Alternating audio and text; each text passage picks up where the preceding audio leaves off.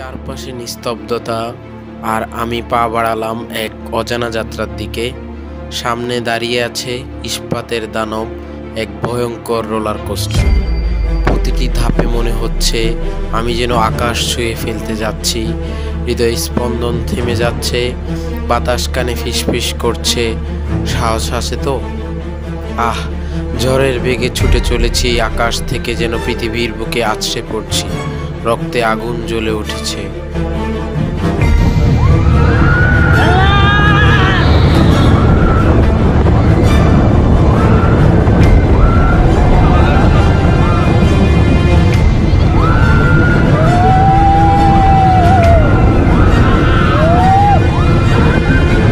তবু এই ভয়ঙ্কর যাত্রার আছে এক অদ্ভুত রোমাঞ্চ।